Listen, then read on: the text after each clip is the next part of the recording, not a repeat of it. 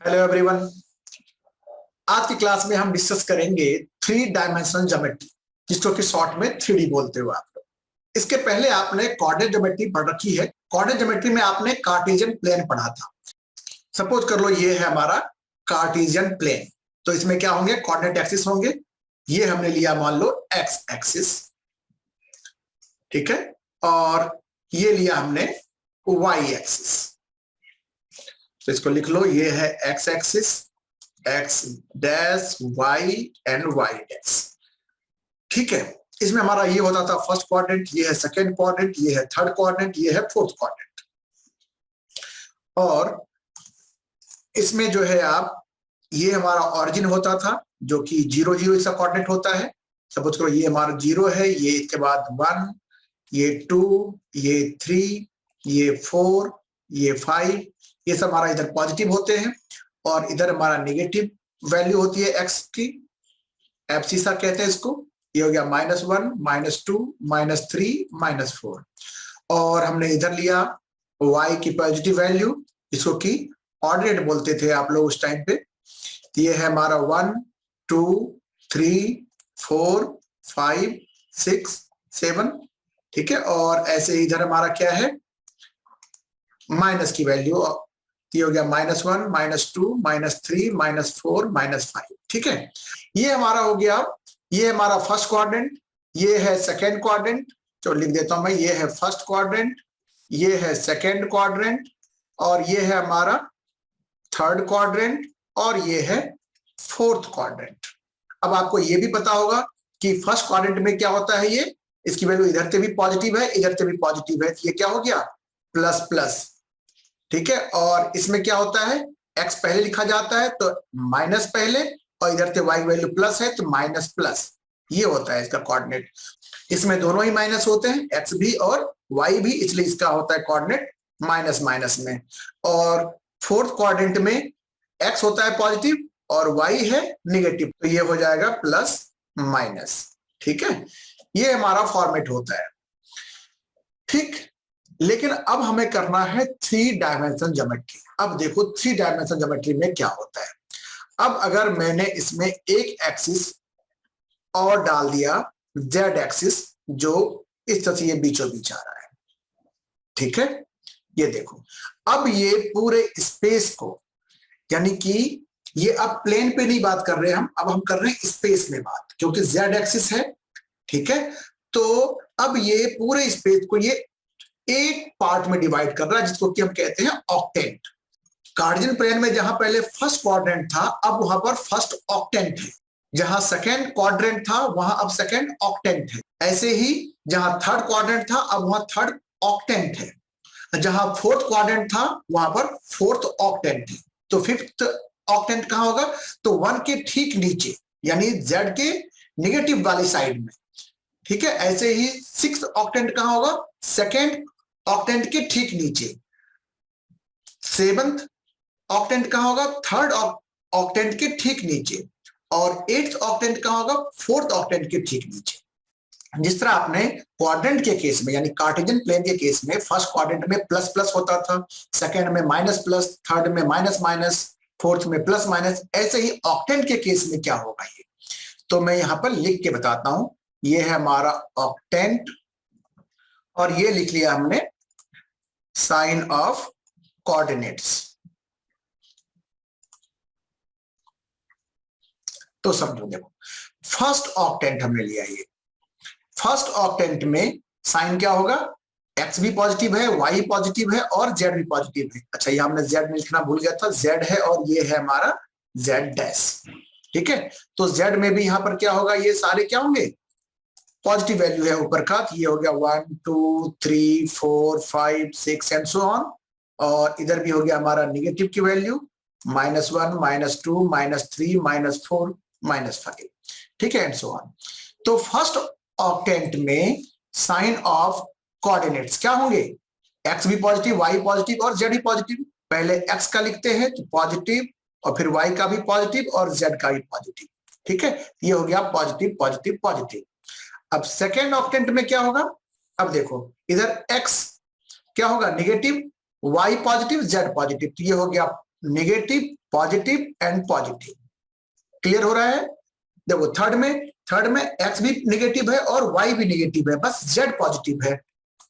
तो third octant में हो गया नेगेटिव नेगेटिव और पॉजिटिव, ठीक है। और फोर्थ ऑक्टेंट में क्या होगा कोऑर्डिनेट का sign? x positive, y negative and z positive. ये हो गया हमारा पॉजिटिव नेगेटिव एंड पॉजिटिव, ठीक है।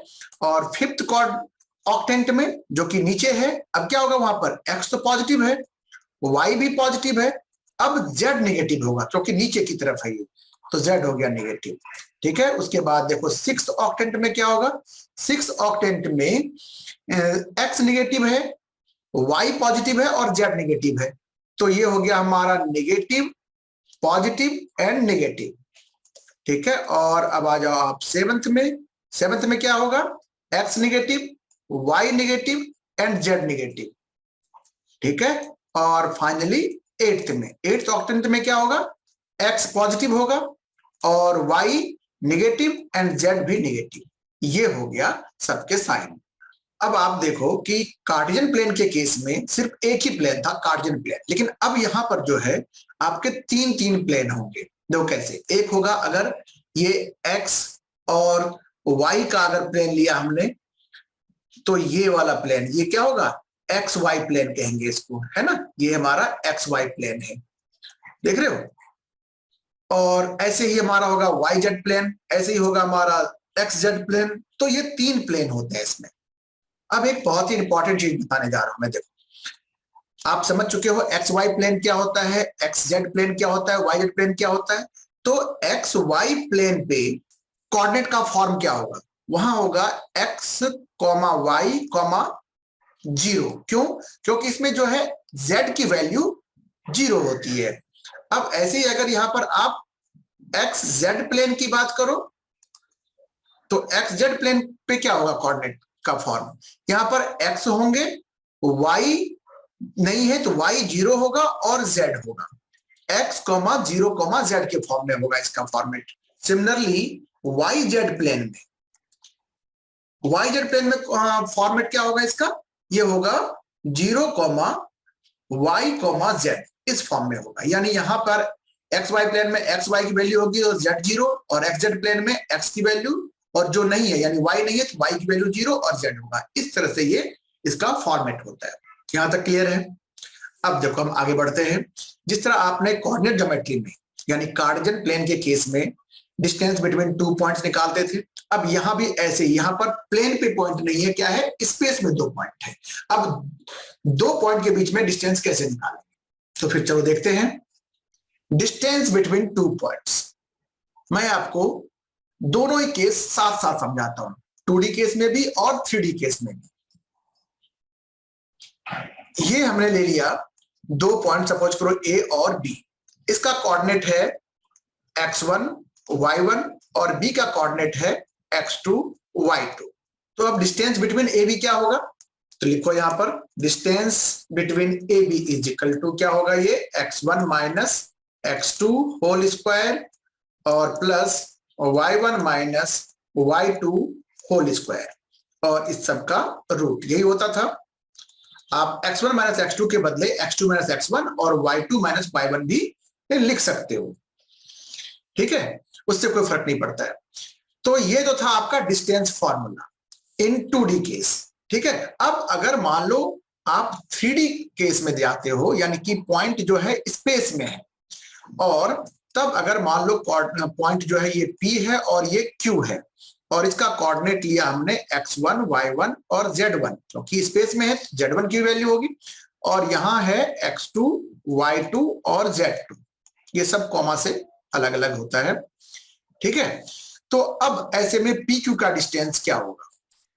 इसको भी यहां पर कहते हैं डिस्टेंस फॉर्मूला, ठीक है। तो ये होगा आपका बिल्कुल ऐसा ही, बस यहां पर क्या होगा कि x और y का केस था, अब यहां z भी आ गया, तो z1 माइनस z2 भी ऐड हो जाएगा। देखो ऐसे x1 minus x2 square plus y1 minus y2 square plus क्या हो गया अब यहां पर z1 माइनस z2 का स्क्वायर। एकदम सिमिलर है,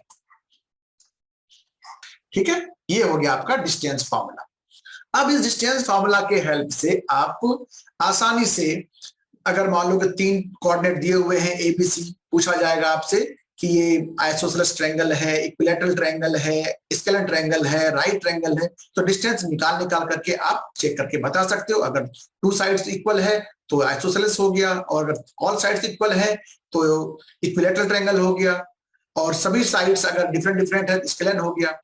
फिर आप इसमें राइट ट्रायंगल भी प्रूव कर सकते हो, चेक कर सकते हो। कैसे कि अगर किसी 2 साइड्स का स्क्वायर का सम थर्ड साइड के स्क्वायर के बराबर होता है तो राइट एंगल होता है। तो यहाँ भी आप क्या करोगे, इसका साइड्स का स्क्वायर निकालोगे, तो 2 साइड का स्क्वायर अगर तीसरे साइड के स्क्वायर के बराबर हो गया तो वो क्या हो गया, राइट एंगल। इस तरह से आप इसको चेक कर सकते हो। ऐसे ही आप पैरेललोग्राम चेक कर सकते हो, स्क्वायर, रेक्टेंगल, सब डिस्टेंस निकाल करके आप चेक कर सकते हो। इसका एक और बहुत ही बड़ा यूज है डिस्टेंस फार्मूला का, क्या कि अगर 3 कोई गिवन पॉइंट्स हैं और पता करना है कि ये कॉलिनियर है या नहीं, तो वो भी चेक कर सकते हो। इसमें क्या होता है कि अगर मान लो कि ये ए बी सी 3 कोई पॉइंट है, ठीक है, अगर ये कॉलिनियर होगा तो क्या होगा, A B plus B C, है ना, इसको लिख के बता रहा हूं मैं, A B plus B C किसके इक्वल हो जाएगा, ए सी के। तो आप ए बी निकाल लो, बी सी निकाल लो, फिर ए सी निकाल लो, और फिर चेक करो कि A B plus B C A C के इक्वल है कि नहीं। अगर ऐसा हो गया तो पॉइंट ए बी सी क्या होंगे, कॉलिनियर होगा। डिस्टेंस फार्मूला तो क्लियर हो गया। अब हम देखते हैं सेक्शन फार्मूला। सेक्शन फार्मूला भी बिल्कुल वैसे ही जैसा कि आपने कार्डिनल प्लेन के केस में पढ़ा था। वहां भी आपको एक लाइन मिलती थी, और लाइन मान लो कि ये ए बी है, और इसको एक पॉइंट पी है जो m1 और m2 में के रेशियो में डिवाइड करता है। मान लो ए का कोऑर्डिनेट जो है, फिर हमने लिया x1 y1, और बी का ले लिया हमने x2 y2, ठीक है।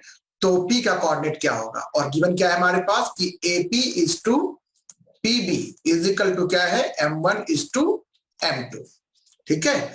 तो अब बताओ कि सेक्शन फार्मूला में आपने क्या पढ़ा था, coordinate of P is equal to क्या होगा, m1 x2 plus m2 x1 upon m1 plus m2। ये था x का कोऑर्डिनेट, और फिर कोमा y का कोऑर्डिनेट क्या होगा, तो m1 y2 plus m2 y1 upon m1 plus m2। ये था आपका सेक्शन फार्मूला 2D केस में, यानी कि कार्टेशियन प्लेन के केस में। लेकिन अब अगर आप करते हो इसको 3D केस में, यानी अब लाइन कहाँ है, स्पेस में, तो देखो एक लाइन ड्रॉ कर लिया हमने ये स्पेस में, और लाइन है ए बी, और ए का कोऑर्डिनेट हमने लिया अब x1 y1 और z1 जो कि स्पेस में है, और इसका लिया हमने x2 y2 और z2, ठीक है। और यहां पर कोई p पॉइंट है जो इसको m1 इज टू m2 में डिवाइड करता है, तो p का कोऑर्डिनेट क्या होगा। यहां भी गिवन है AP is to PB is equal to m1 is to m2, ठीक है। अब बताओ p का कोऑर्डिनेट क्या होगा, बिल्कुल ऐसा ही होगा, बस एक्स्ट्रा में क्या ऐड हो जाएगा, यहाँ पर एक कॉमा देकर के हम z के लिए कोऑर्डिनेट लिख देंगे। ठीक ऐसे देखो मैं लिख के बता रहा हूं क्या होगा, ये m1 x2 plus m2 x1 upon m1 plus m2 comma m1 y2 plus m2 y1 upon m1 plus m2 comma m1 z2 plus m2 z1 upon m1 plus m2।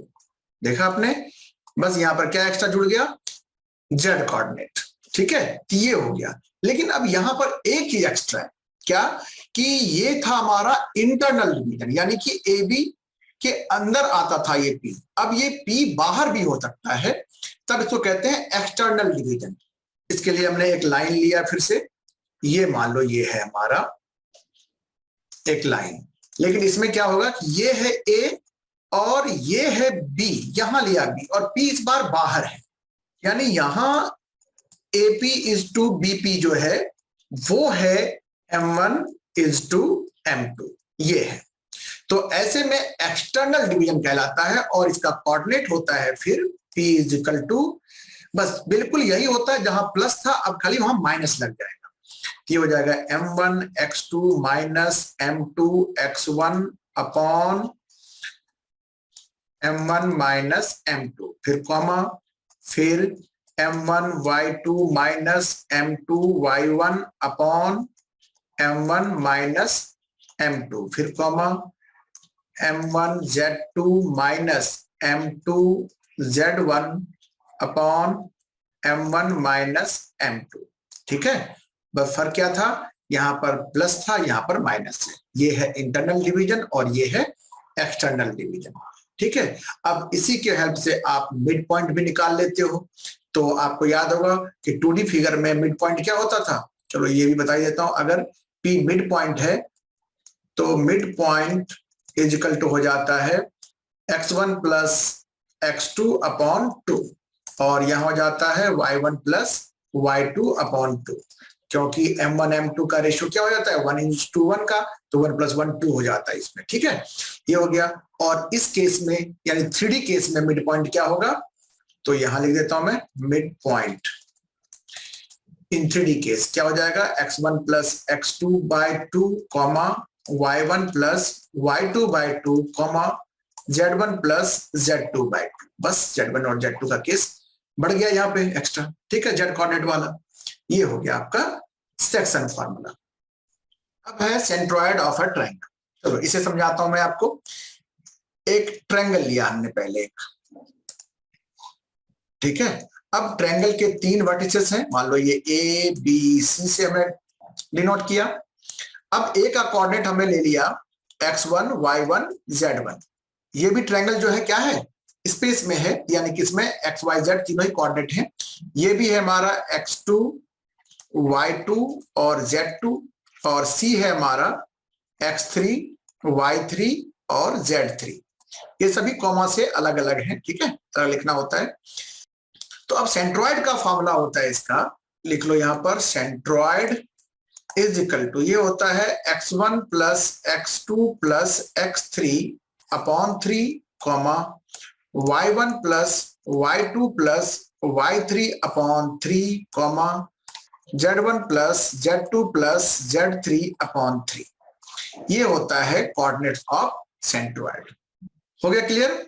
अब देखो इसमें एक आध क्वेश्चन और भी ऐसा ट्रायंगल देखने के लिए याद आ गया कि लेंथ ऑफ मीडियन निकालने के लिए दे दिया जाता है। तो मीडियन क्या होते हैं, मीडियन होता है कि मिड पॉइंट को, किसी साइड के मिड पॉइंट को अगर उसके अपोजिट वर्टेक्स से मिलाते हैं तो ये लाइन सेगमेंट हमारा क्या कहलाता है, मीडियन।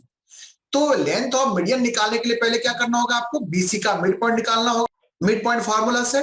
ठीक है, और जब हमारा मिड पॉइंट फार्मूला से ये मिड पॉइंट निकल गया तो फिर क्या करेंगे, डिस्टेंस फार्मूला से आप ये लेंथ ऑफ मीडियन निकाल सकते हो। ठीक है,